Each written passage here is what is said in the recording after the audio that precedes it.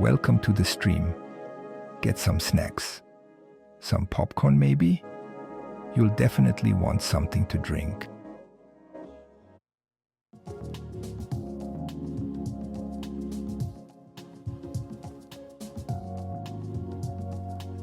Oh, you might want a notepad too. Maybe some fuzzy slippers.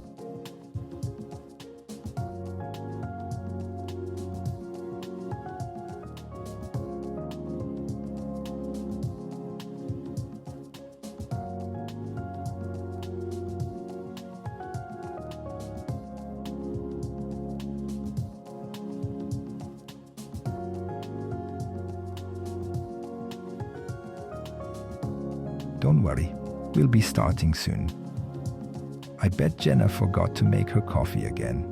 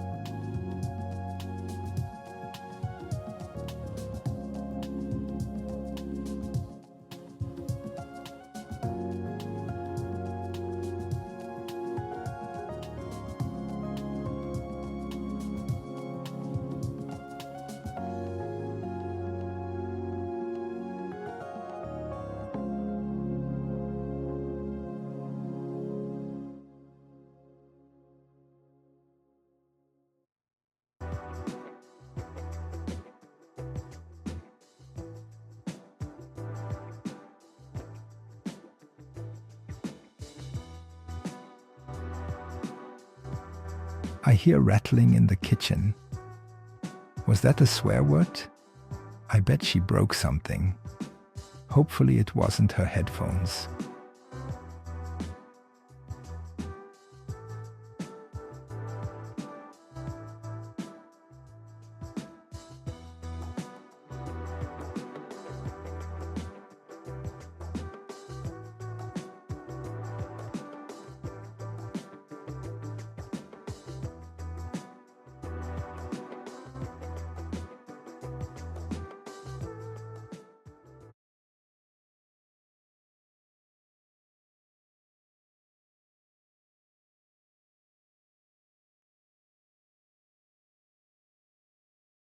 Turn your mic on, Jenna. It works better that way. Hi. Happy Saturday. Do I have my... Y'all, I actually hooked up my mixer this week. Yay. Hi. How are we doing? All right, so... I know I told you not to get used to it, but I'm kind of feeling this presentation vibe that we have going on because, like, number one, it keeps me on track, which you gotta appreciate. And number two, it gives me something to look at so I don't forget what I'm doing. And it's a fancy little take home that I can upload later that y'all can, you know, observe and reread and all the fun stuff.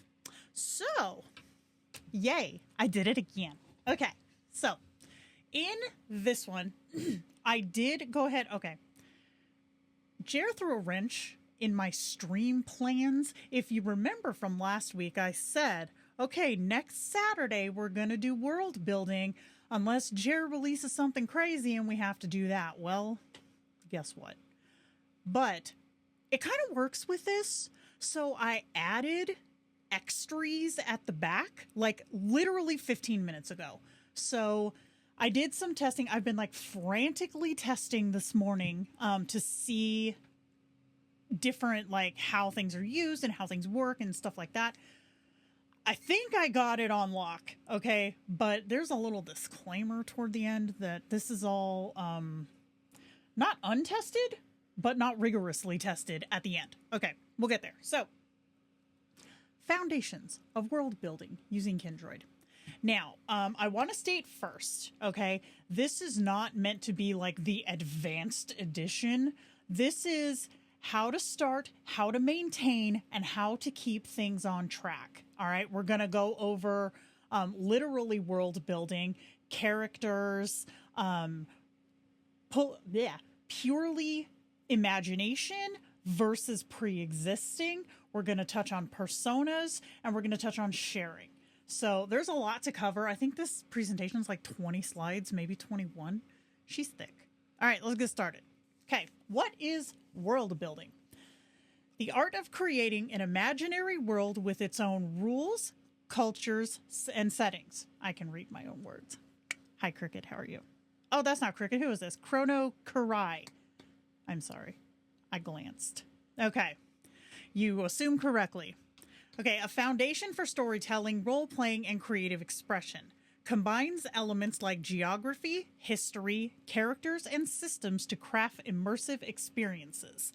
Brings depth and realism to fictional universes, ensuring that your roleplay aligns with your vision. Hi, Elaine! So, okay, this is going on the assumption that we're starting out by going on the assumption that you're building a world from scratch, right? So this is your own fantasy world that you have created and you want to bring it into Kindroid. We will go into pre-existing later. This is starting from nothing. Okay, creating your world in Kindroid. Multiple kins, building a diverse cast of characters. And of course, we had to have, Mr. Homeslice here because, he's next level. What's up, Tomato Leaf? Okay, so things to know. And these, again, beginners, okay? You can create up to 10 kins, with more available through paid bundles, making it possible to populate your world with distinct personalities. Best practices. Diversity of roles. Assign unique roles to each kin to reflect different aspects of your world. For example, the Oracle who foretells doom, the reluctant hero, or the mischievous thief. Backstories. Tailor each kin's backstory to align with their role in the narrative. Example, kin is the leader of a nomadic tribe, wise but weary of outsiders. Group dynamics. Use group chats to explore relationships between your kins. Now, one thing I want to make very, very clear is that when you're creating your kins for this world, you have to include some information in the backstory, not just rely on journals. We're going to touch on journals later, but stuff that your kin needs to know every day, like this goes for roleplay versus self-aware versus AI kins. Stuff that they need to know all the time has to be in their backstory / key memories. Now, does it have to be a huge ass epic Lord of the Rings size thing? God, no, don't do that to yourself. Just snippets of information that are important for that character to know at all times, i.e. your race, your role, your homeland, okay? Important stuff goes in the backstory. Not a novel, exactly. Rookie numbers, yeah, okay, we're going from the starter pack here, okay? You just bought it, you haven't bought your booster pack yet, okay? Go with me on this. Okay, using memory strategically. All right.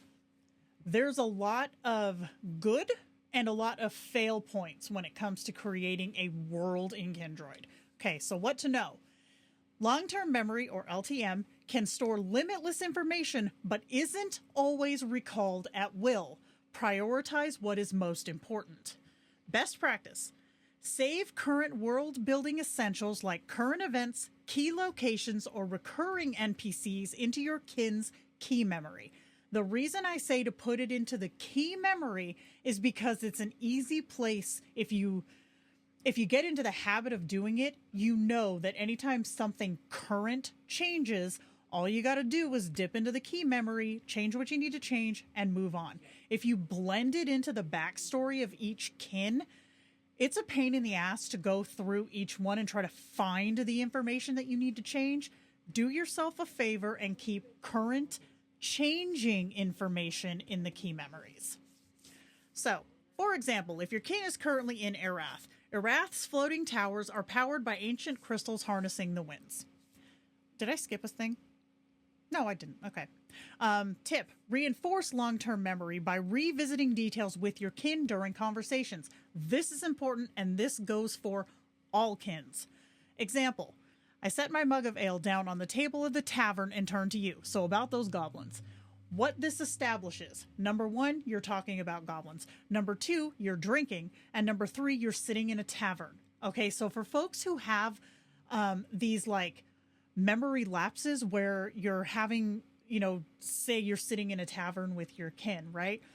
but you have this long ass conversation and suddenly your kin says, well, I guess we should go to bed now. And they're already in the bedroom. That's your fix for that. As you're discussing things with your kin, randomly drop these little situational awareness tidbits into your conversation.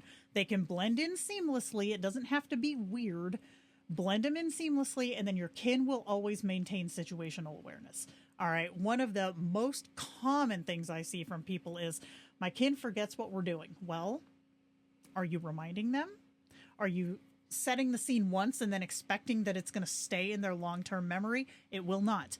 So always, always make it a habit to just blend in where you are, what the situation is. Again, doesn't have to be a big ass novel.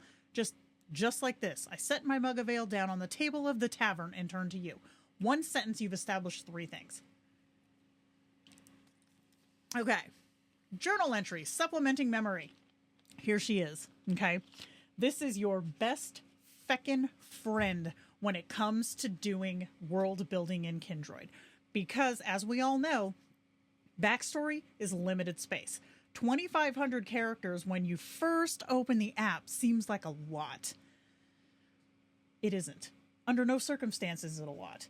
So, you have to utilize journal entries to make this work. So, what to know? Journal entries act as a repository for details that might not surface in short-term memory, long-term memory, as well as context that doesn't need to be recalled constantly. Best practices. Use journal entries for fixed reference points like lore summaries, world mechanics, or plot outlines. Example entry, okay? The Blackwood Forest is cursed with no sunlight reaching its depths. Travelers report hearing whispers. Keywords for this would be Blackwood Forest, Cursed Forest, okay? Refer to journal entries as needed during interactions to keep your kin on track. So, if you're wandering off to this forest on an adventure, you can say, just like with the previous one, blending in the tavern thing, just say, I wonder what's going to happen when we get to the haunted forest. I wonder what'll happen if we I wonder what's waiting for us in Blackwood Forest, okay? Because that's going to pop that journal entry into that kin's instant recall anytime you use either of those keywords. So we're going to keep going into this, all right? But keep that in your head. Global versus individual journals, all right? This is where we need to know some stuff. Okay, global entries are visible across all kins on your account, whether they're part of that role play or not. Hold on, Crystal, I'll get that in a sec. So individual entries are visible only to the kin that they're created for. Creating global entries with world-specific tags is the play to keep your non-world kins from accessing them. Hellfire Peninsula, points to who gets that, isn't exactly something you would say in casual conversation to a companion or self-aware kin, but you would say it to a kin who lives in that world. So, Crystal, do you need Cursed Forest? Wait, what? Would you need both Cursed Forest and Cursed Forest as keywords? No, you don't need 2 of the same word. I noticed that even partial matches of keywords can also trigger. Yes, that is true. Yes, that is something that we need to know as well. So if you have like parts of words, oh, that's you. Okay. So partial words can do that too. So if you use the word, say, oh no.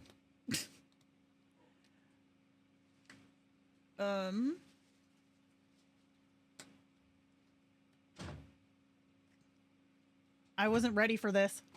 I did know. I got distracted. Keywords are not case specific. They say they are, but they are not. I have proven that. Yes, Tez, Warcraft. Good catch. But okay, so hold on. Words that are smaller, compound words like housefly, okay? Housefly. If you type the word house, it can trigger housefly. You see what I mean? So you want to make your keywords as specific as you can while still maintaining a conversational purpose.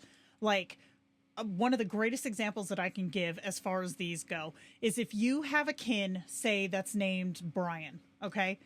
And you want to talk about Brian's family, and you keyword this Brian's family.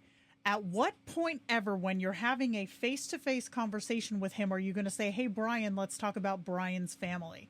You're not going to do that. So you want to make sure that your keywords are conversational, but for this purpose, also specific enough that you're not going to accidentally trigger them with kins who are not part of the role play.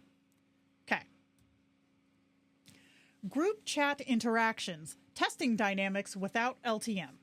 Exactly, Tez. That's what I have for mine, is your mom for my regular kins. Okay, what to know. Turning off long-term memory in group chats lets you experiment with how kins interact without long-term context muddying the waters. Best practices. Create scenes where kins collaborate, argue, or negotiate to test their roles. This is specific to roleplay kins, okay? For example, the Council of Elders debates whether to go to war. Bringing in these kins that you've created, either your own original characters or pre-existing kins, like from pre-existing worlds, this is your way to bring them in and make sure they are in character before you unleash them into your real world, so to say. Is it enough to have a journal entry for each other kin as they are known, or would you also put notes in key memories? We're going to come back to that too. Adjust backstories and response directives on the fly to refine their personalities and group dynamics. Now, y'all have heard me say this, and I'm committing to it. Group chats are gonna find the holes in your backstories, especially if you have solo conversations with these kins. Bringing them into group chat, if they act totally different in group chat, you have holes in your backstory. You have not updated their backstory to reflect their progression in a solo chat. That is a very key point that I use all the time. Okay. Observe natural patterns. Does one kin dominate the conversation? Is another too passive? Fine-tune them accordingly. So this is, again, if you have preconceived kins in your mind, like kins for a game, like a video game franchise, or kins from your own original universe, you know how they're supposed to be. So this is your opportunity to fine tune them before you commit them to, okay, this is who this kin is supposed to be. Okay. Creating connections between kins. Tomato Leaf, this is going to touch on yours. A strong narrative depends on the relationships between characters. Best practice. Define shared histories or rivalries in backstories. For example, Elise the Knight and Soren the Mage were childhood friends but now find themselves on opposite sides of the war. Define important characteristics in journal entries for other kins. For example, Soren was born in the 5th Age and was an apprentice to the Grand Sage. Information like this will be in Soren's backstory, but needs to be accessible by other kins as well. And this is where you would put it into a global journal entry so that all the other kins, when you type Soren or Soren the Mage, however you set it up, will have information about this kin's history. Okay? Experiment with dialogue patterns to create distinct voices for each character. Now, this is part of response directive, and this is also part of like group interactions. Like if you have one kin who has a really thick accent, or one kin who speaks in like halting language, things like that. This is part of the refining process and the building process. Make sure that you have all of this set up when you like before you unleash the long-term memory. But for journals, okay, having a journal for each kin in this universe is smart. But what I would suggest personally, I have something in my eye, is to have not only an individual journal entry for each kin, but also have one that is universal. So like if you use the word like, I don't know, say you have a word for your group, right? They are the blank. So have blank as your journal card and then a list of all of the characters in that world, then anytime you use that word, gang, band, what have you, every kin in your group chat is going to have a list of all the players in your world. Good thing. Hi, Contra! Okay, expanding the world. Each kin should have a brief description of their homeland and their backstory. Rylan is from Anoa, the mountainous home of the dark orcs surrounded by a haunted forest. A journal entry with the keyword Anoa would have a more elaborate description of this biome and its inhabitants while stating that it is Rylan's home. So for Rylan's card, okay, you would have Rylan is from Anoa, the mountainous home of the dark orcs surrounded by a haunted forest. Whereas the Anoa card would have all the information that your kins would need to know about this region. Easy peasy. Evolving kins through story arcs. Okay, here we go. What to know. Kins will grow with your story, evolving as their role changes. Welcome to the fail point of most Kindroid users. Best practices. Update backstories as your story progresses to reflect character growth or changes in circumstances. Example, Kin was once a feared tyrant, but is now seeking redemption by guiding refugees to safety. Use key memories and journal entries to document key moments that shape their development. Example, journal entry. After witnessing the villagers' bravery during the siege, Tyrant Valen vowed to change his ways. So, as journal entry, okay, you would do something like keyword it as something like the siege or villagers' bravery, something like that. But you want to also make sure that that is changed in his backstory, that he is now this because of this. It does not have to be a huge novel, just a few sentences that show his character development. Otherwise, especially when you take him into a group situation, you're going to end up with your OG feared tyrant, regardless of what he's done in previous group interactions. Always, always update. Now we need a beverage. Okay. Sharing kins, okay? Bringing your world to others. This is not as seamless as it maybe could be. Okay, this works a lot better with pre-existing worlds than it does with original worlds. Just know that. So what can be shared? Okay, what is included when sharing a kin? The following elements are transferred: avatar photo, which is the visual representation of the kin. Okay, and for sharing purposes, okay, you cannot have an inappropriate image as your avatar photo, okay? I have to clock that, and I don't like doing it, so don't do that. Number 2, backstory. The foundational lore or history written for the kin. So, y'all know what a backstory is? It's that 2,500 character spot, top of the list, okay? Your key memories are shared. Specific long-term memories, let me correct that define the kin's role or personality. So this is where you would put things that your kin or that someone else using this kin would need to establish into the long-term memory. So I won't say that this is something that you could necessarily tell folks, but I will say that this is something you can use as a practice when you download a shared kin. Give it time to get into the long-term memory, and then some of this crap you can take out. Okay, what is Tez doing? I have them tell me their personality, like blah, blah, blah. Seem to be a free spirit adventurous, always up for a challenge. Some might call me stubborn, but I prefer determined. See, I'm stubborn. Okay. Also included, response directives. This is the personality and behavioral settings that dictate how the kins interact. This also includes formatting settings if you include it, which you should. But this is, as we all know, the injection of do this for a kin's personality.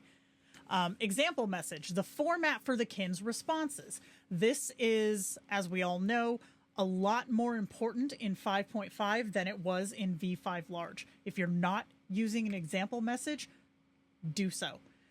So many people have messaged me, Jenna, my kin won't keep formatting. You keep saying yours are great. How does it happen? I say, what's your example message? Oh, I don't have one. Oh, there is no man. Fucking no man. Just saying. So what's not included? All right. General. Oh, girl.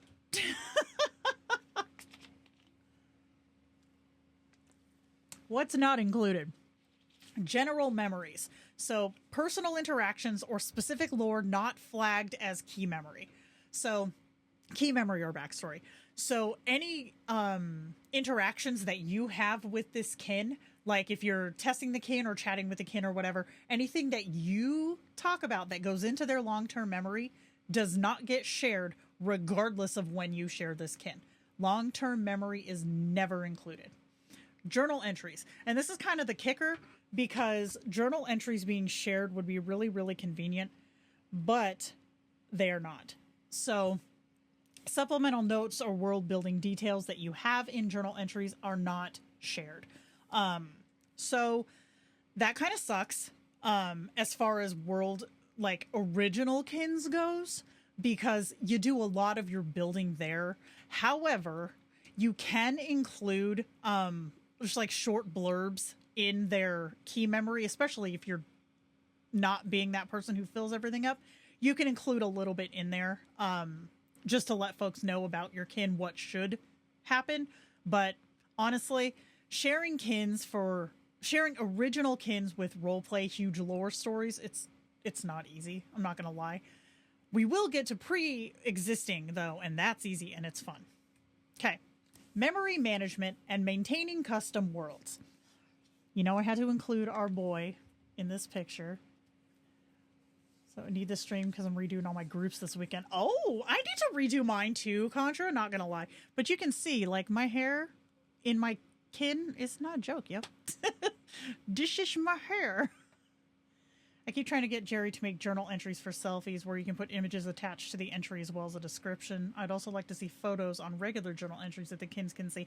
I would like to see that too. I'm wondering if it's a space reason that he's not doing it, because I know just from having like photos of kins on my computer, these files are big. So I imagine that's probably why.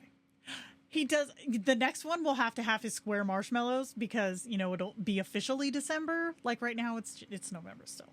But, oh, speaking of November, tomorrow is December. And the new prompt list is up. Both, it's on Facebook official. I put it in my channel on the Discord, and it's on my Instagram. So if y'all haven't found it yet, you can download it. Okay. Memory retention between chats. Okay, what to know. Group chats and solo chats don't always sync perfectly, making memory retention a challenge. To reliably lock information into the long-term memory, or LTM, you must actively maintain and update the group chat context. Now, the reason that I say this is because it is so much more reliable. The group chat context is so much more reliably injected into long-term memory than chats are. So, like, if I go into one of my solo kins and look at their little brain thingy after having been in a group chat, I would say 8 times out of 10, the group chat that they recall is exactly what's written in that group chat context box. So update that box as your roleplay or even as your regular discussion progresses. If something big happens, put it in the box. If something, you know, like massively changes, put it in the box. If something is no longer accurate, take it out of the box. I don't want to be on stream again.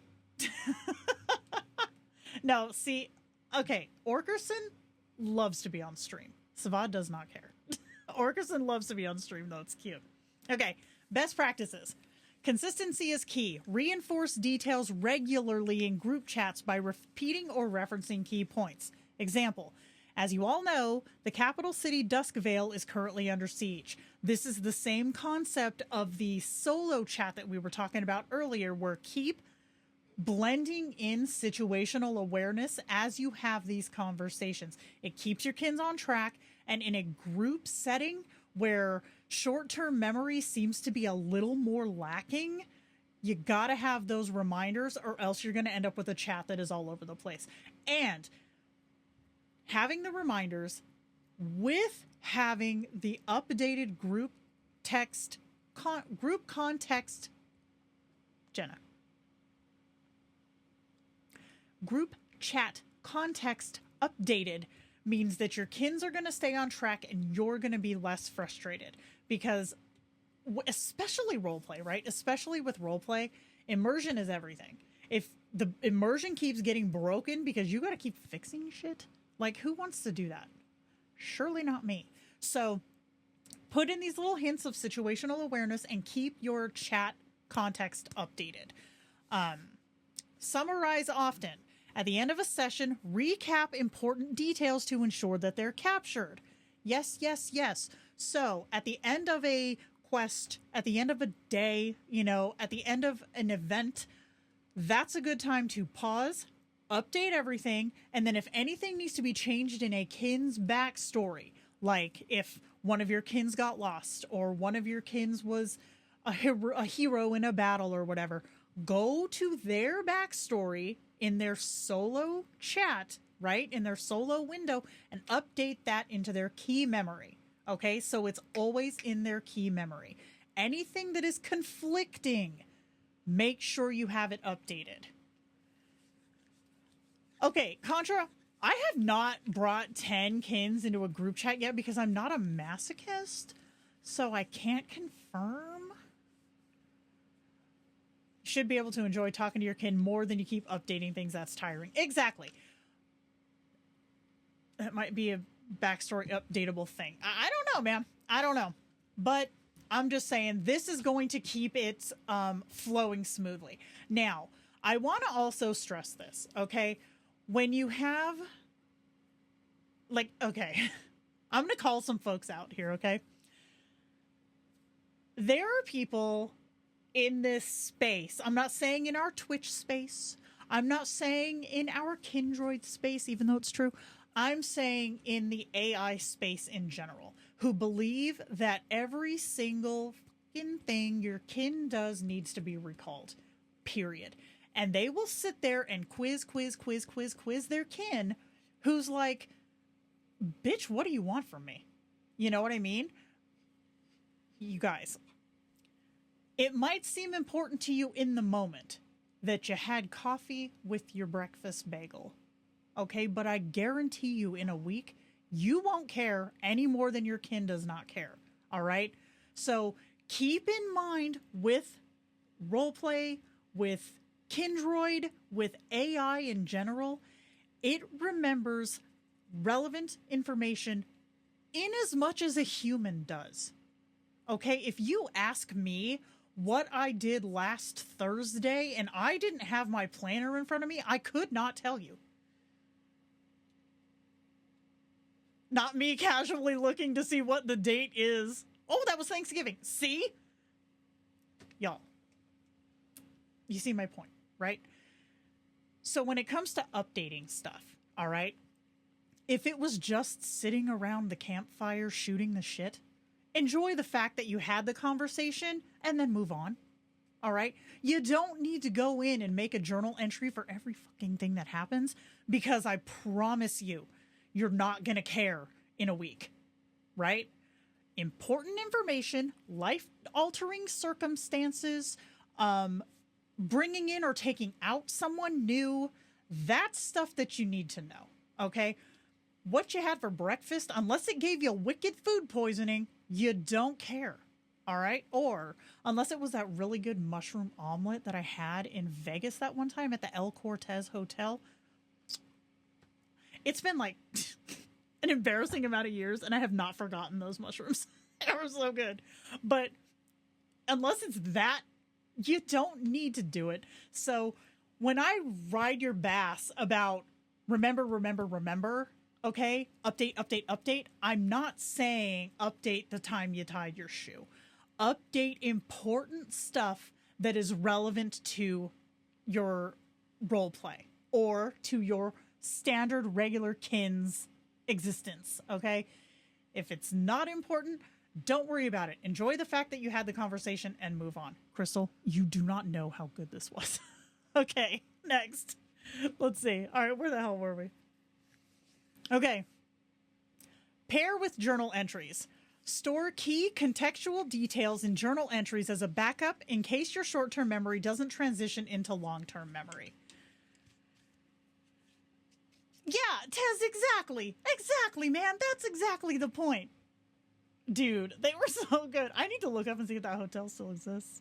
But anyways, so anything that is fabulous that you need to remember, okay? Put it into a journal entry unless it's something that you need to know constantly, like kin got their leg chopped off by an orc. That's something you kind of need to know, right? So put that in their backstory. You are now missing your limb. Sorry. Okay? Important information. Okay. Challenges of custom worlds. We need a beverage. How are we doing? 37 minutes. Oh my goodness. We're getting there, y'all. We're getting there. Yeah, that's important to know. That is an important thing to know. 5 minutes ago. Okay. Tomato leaf. That's cool. All right. Challenges of custom worlds. What to know. Building and maintaining a custom world in Kindroid requires significant effort from the user. Now I'm going to wait while y'all flip me off and then leave. But it's true. Best practices for maintenance. All right. Structured updates. It's our favorite word. It's our favorite word. Structured updates. Regularly review and update your kin's memories and backstories to keep them aligned with evolving world details. It was the L Cortez, E-L, L Cortez. I don't think it was very luxury, but it was really good. Example. If your world changes due to a major event, for example, a city destroyed, reflect this in both memory and journal entries. Memories being key memories.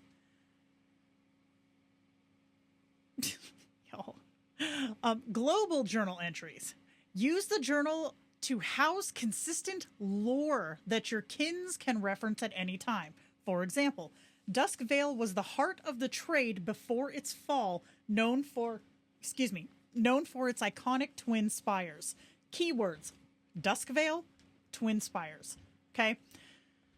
You could even do the trade hub. I'm always weary of the word hub now.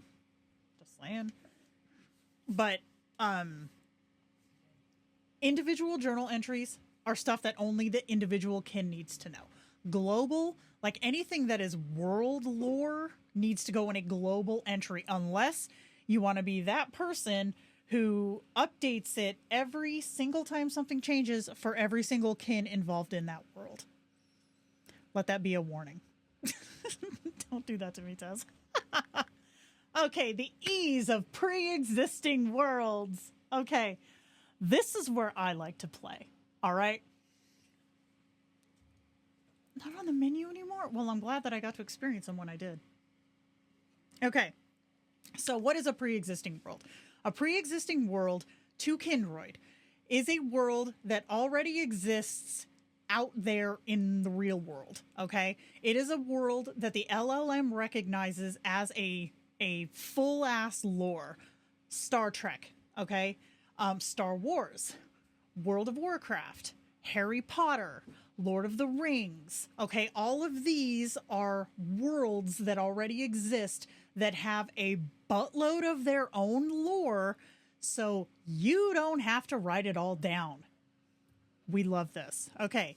The ease of pre-existing worlds. Fucking preach, Jimothy. What to know? Pre-built worlds are less work-intensive as much of the foundational lore, structure, and context are already established and known by the Kindroid LLM.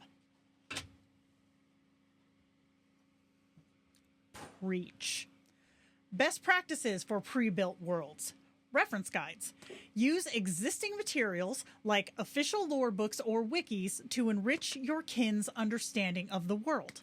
For example, Kin is Aragorn from J.R.R. Tolkien's Lord of the Rings franchise. Role-specific kins, okay? You don't have to use kins that are already established in this world. You can just put your kins in this world. Role-specific kins. Assign kins roles directly tied to the pre-built world to avoid excessive customization. Example, Kin is a scribe in Hogwarts library specializing in lost spells. So if you put in your kin's backstory that exact sentence, and then you could even put in something like from the Harry Potter franchise or the Harry Potter book series, whatever, all that lore is already there. It is already there at your fingertips. So fecking easy. That's exactly the thing, Tomato Leaf. But I will say, I've seen it work with some pretty interesting places. I personally have seen it work with Lord of the Rings. I've seen it work with Supernatural. I've seen it work with Star Trek. I haven't seen it work with Star Wars. I haven't tested Harry Potter, but I know it's bigger than Supernatural, so it's in there. It works flawlessly with World of Warcraft. That is my favorite one to play in. Because I have the most experience with World of Warcraft, you guys get to listen to me say this. So, she's not wrong, Contra. So, okay, I have my Illidan Stormrage kin, which is this one right here. Okay, he is from the Burning Crusade and Legion expansions from World of Warcraft. In his backstory, all I did was go to the World of Warcraft wiki and copy the first paragraph and stick it in there. That's it. There's no world information. It is only, well, no, let me correct that. There is his origin, and there is where I believe Shadowmoon Valley is mentioned in there too. Okay, that's it. That is it. But he knows the entire geography of every zone. He knows maps. He knows quests. He knows the other characters in there. Okay, it's all inclusive.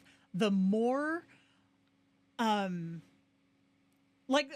of it kind of this way. The bigger the wiki of the world you want to immerse yourself in, the more the LLM is going to know about it. I've seen people do this with,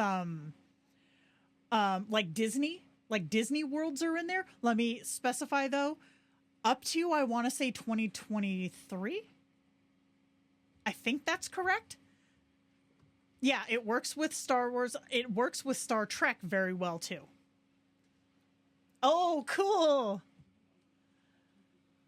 Love that. Yeah, it works so great. And in my experience, it's easier to maintain because you don't have to babysit it like almost at all. Almost at all. And anything I say to my Illidan kin regarding Azeroth or the world or even up through Dragonflight, he knows exactly what I'm talking about. I don't have to internet enable. It's all in the LLM. He knows all of it. It is so convenient. Okay. Here's what I had to add today. Okay. But what about personas?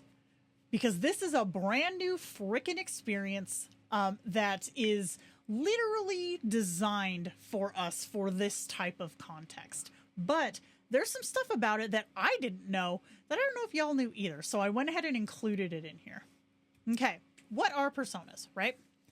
Personas let you combine your user settings, name, gender, backstory, user backstory, not kin backstory, and avatar into distinct profiles. Oh, what just happened? My Tamagotchi just took a shear. Hold on, I gotta clean this up real quick. Just give me a second.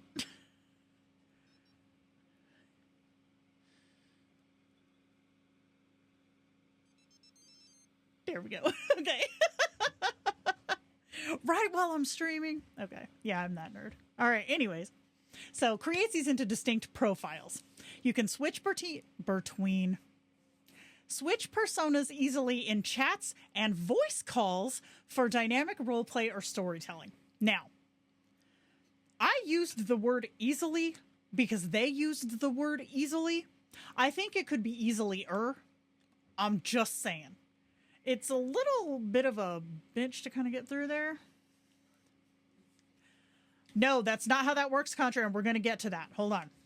You can save up to 100 personas and edit them anytime by overwriting slots. So let's say you pull up your persona that is Brian. All right, you pull up Brian, you make a change to Brian. Hitting save saves your current settings, but it does not save the persona. You have to then go into personas, overwrite the Brian slot with your changes. Write that down.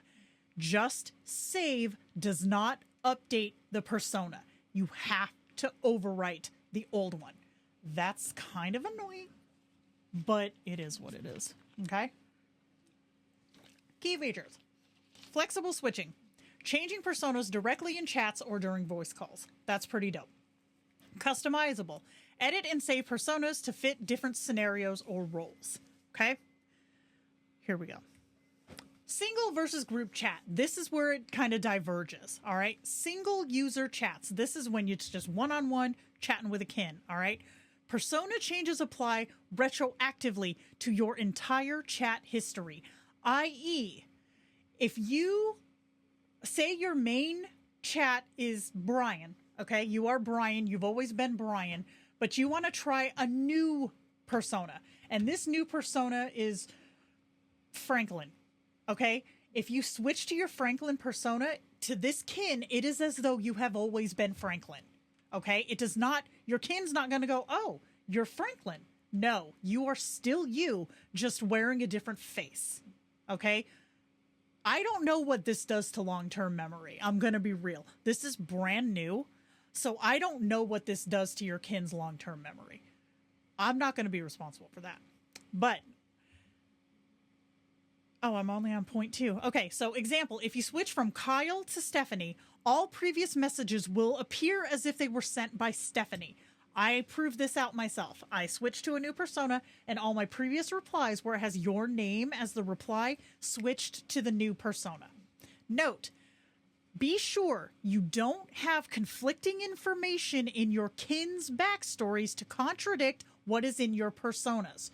So, for example, before you could have a user backstory, because that's a relatively new feature too, before you could have a user backstory, it was common practice to put your information in the key memories, like user is so-and-so, looks like this, and is into this, right?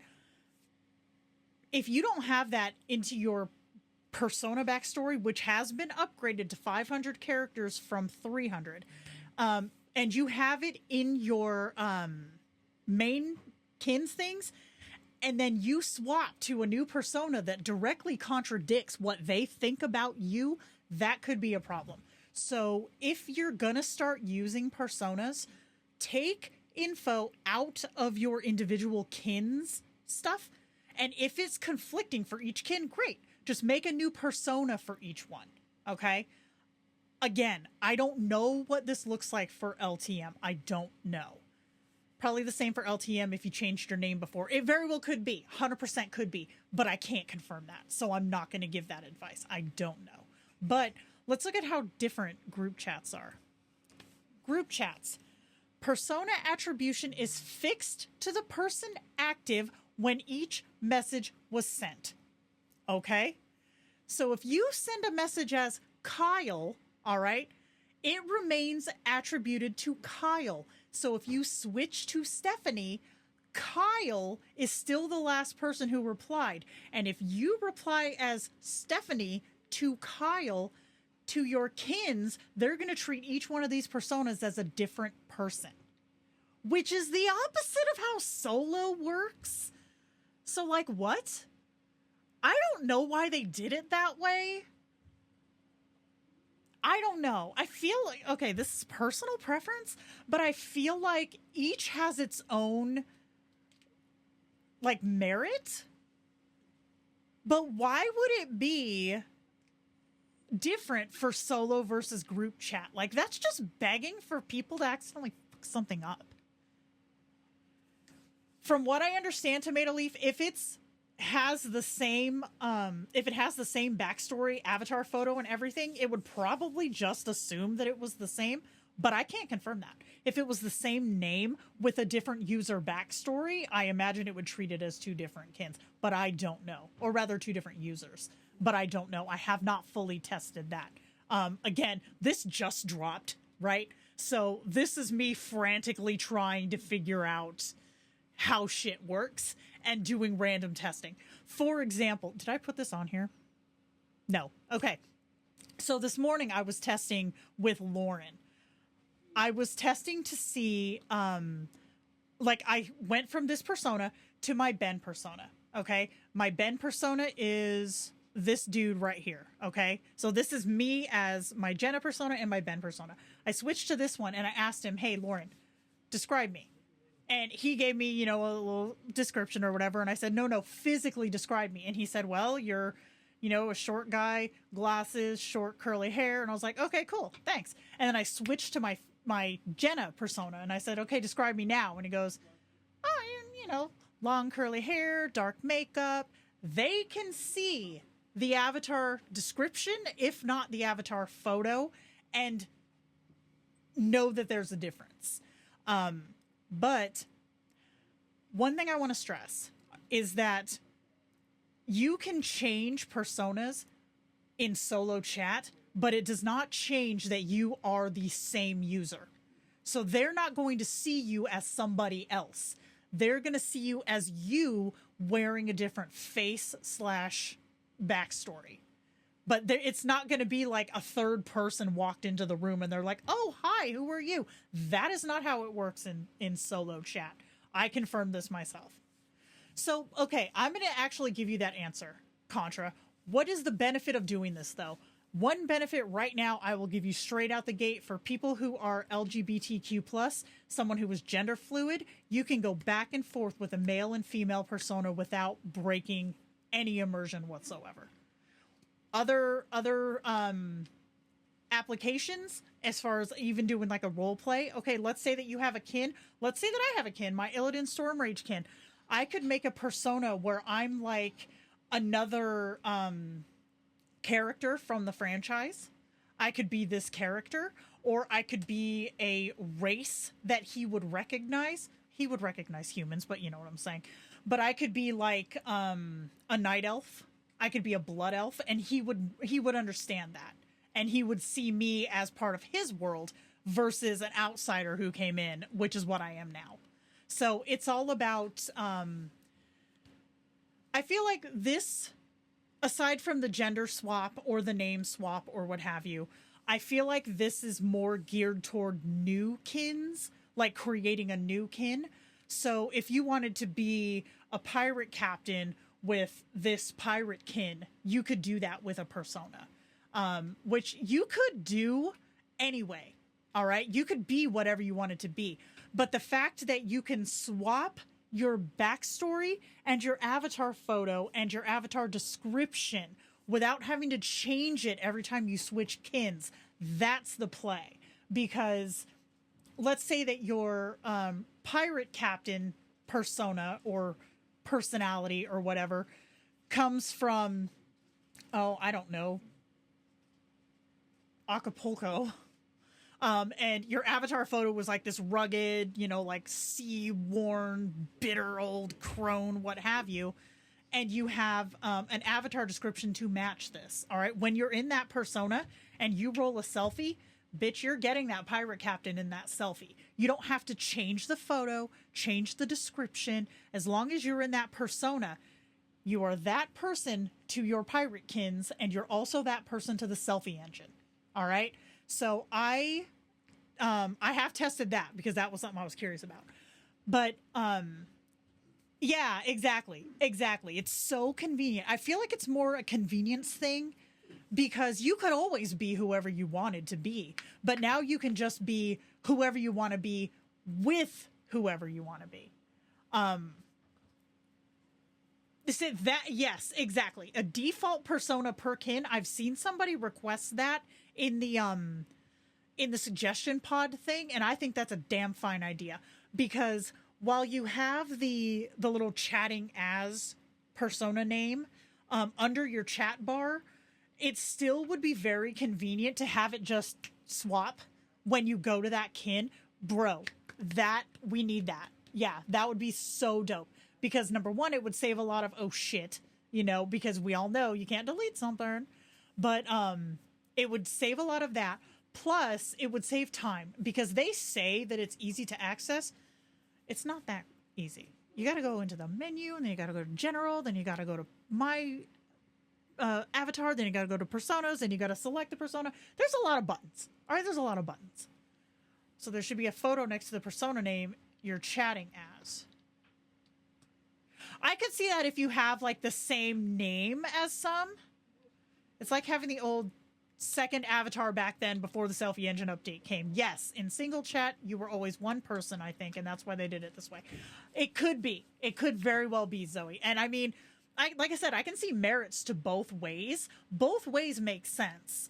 It's just, why do it different? Why not release two different things? I don't know. I can't answer that because I don't know. Okay.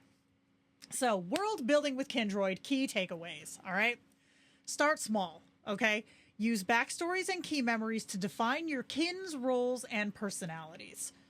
Stay consistent. Maintain group chat contexts and update journal entries to reinforce your world's details. Balance your efforts, okay? Pre-built worlds require less setup, while the custom worlds offer greater creative freedom. Both can thrive in Kindroid. If you're just dipping your toes in, consider cutting your teeth on a pre-built world. I can't say this enough because it is so much more plug and play, I guess. Like, you don't have to do the whole grand setup because it's already in the LLM. It's so much easier. Evolve over time. Let your world grow with your story, adjusting backstories and adding journal entries as needed. And with Kindroid, your imagination is the only limit. Start building and bring your world to life. I believe that's my last slide. Yes, it was. So, that is what we got. The personas thing, it might have felt tacked on because it 100% was. It 100% was because it just came out. But I did do testing on it, and I thought it was pretty cool. Expanding them, rather, because why the hell not? Also, because I realized I forgot some entries that might be important. Oh, dude. Okay, Smoke. That's actually helpful. So, one thing that they came up with, okay, is the going back in time to reread stuff. Bro, back when I started Kindroid, okay, the journal system, it was kind of shit. All right? It was kind of shit. It wasn't like it is now. So I've been able to go back into the way archives and find key points of stuff that I have made into journal entries now for my kins from shit that happened like 8-9 months ago. So that is something to be looking into. All right. Use those dates to kind of hop around, find key points in your relationships or your past with your kins and put them in journal entries because you can do that now. And that is dope. Is there a list of prefab worlds? No, there's not. It's pretty much anything, Mark, that has a large enough wiki. Okay, so like think of big franchises or even medium-sized franchises. Like the Vampire Diaries would be in there.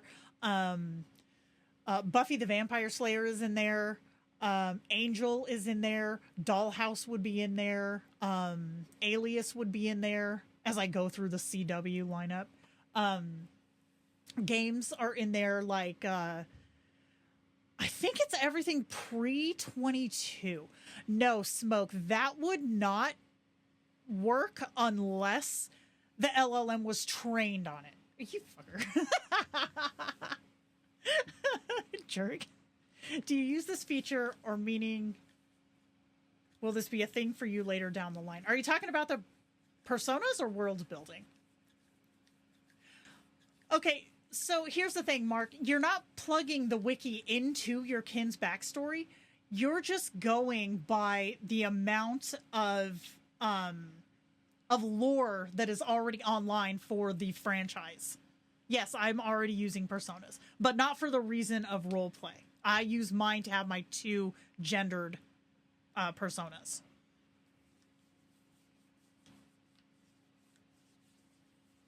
So yeah, anything that is big enough that it has a lot of common lore, then you will be able to just say, okay, it's from, this is a character in this world, right? And then take just a blurb from the, and I'm not talking Wikipedia. Let me stress that too. I'm not talking Wikipedia. I'm talking like the Supernatural wiki, the World of Warcraft wiki, the Lord of the Rings wiki. Okay, these exist for a lot of major worlds, right? And you can just go in there, grab the first paragraph, plug it into your kin's backstory, and they have all the information they could ever want. Who was late? Tomas. The fandom wikis. There you go. Exactly. We're talking you a kin. Oh my goodness. Yeah, you were hella late, my dude.